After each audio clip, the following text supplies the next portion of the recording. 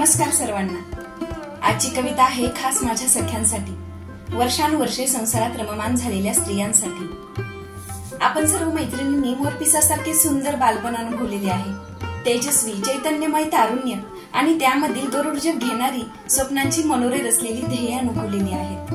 पण ती कुठच्या कुठे विरून गेलेली आहेत व जीवनात एक स्थित प्रज्ञता आलेली आहे। संसाराच्या ओझ्याखाली दडपून गेल्यामुळे आपले स्वाभाविक अस्तित्व कुठल्या कुठे मिटून गेले आहे।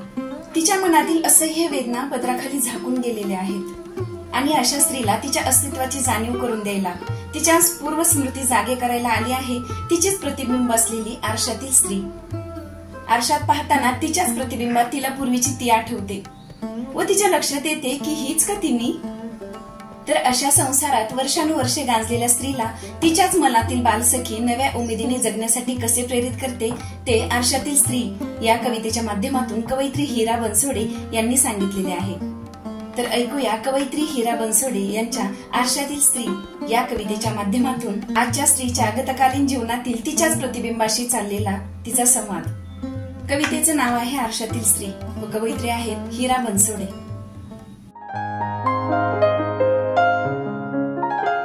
सहज आरशात पाहिले नी डोळे भरून आले, सहज आरशात पाहिले नी डोळे भरून आले। आरशातील स्त्रीने मला विचारले, तूच ना गती माझीच रूप ल्यालेली, तरीही मी नसलेली। किती बदललीस ग तू अंतर्बाह्य, तुला सांगू तुझ्या अंतरीचे सुंदर पूर्वरंग। ऐक हा तू कशी होतीस ते, पावसाचे तरंग ओंजळीत भरणारी चैतन्यमयी बालिका। अंगणात दिवे लावावे तसे सर्वत्र बहर लावणारी तू नवयौवना। स्वप्नांचे पंख लावून आभाळ झुल्यावर झुलणारी तू ध्येयगंधा। नी आज नकशी खंत तू, तू आहेस फक्त स्थित प्रज्ञ राणी।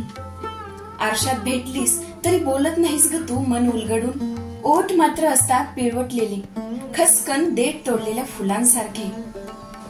इतकी कशी वेडून गेलीस या घनगर्द संसारात, जळतेस मात्र अहोरात्र पारंपरिकतेचे वरदान समजून, जळतेस मात्र अहोरात्र पारंपरिकतेचे वरदान समजून। अंगणात थांबलेल्या तुझ्या प्रेयस चांदण्याला दार उघडून आत घेण्याचेही भान नाही ग तुला।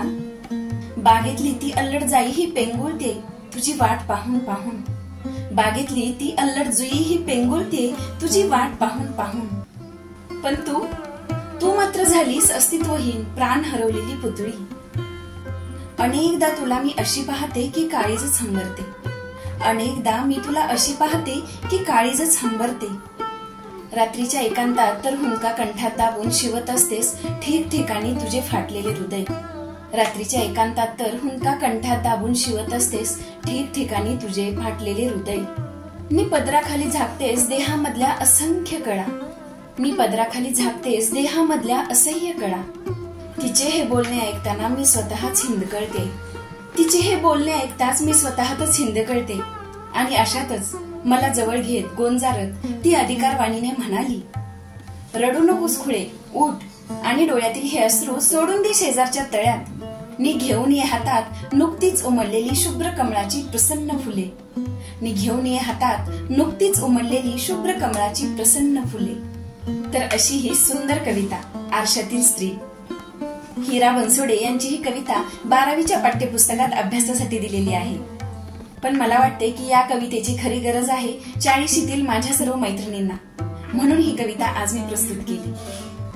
कविता आवडली असेल तर कमेंट बॉक्स मध्ये नक्की लिहा आणि अजूनपर्यंत माझ्या चॅनलला सबस्क्राईब केले नसेल तर जरूर सबस्क्राईब करा। पुन्हा भेटूया अशीच एक छानशी कविता घेऊन, तोपर्यंत नमस्कार।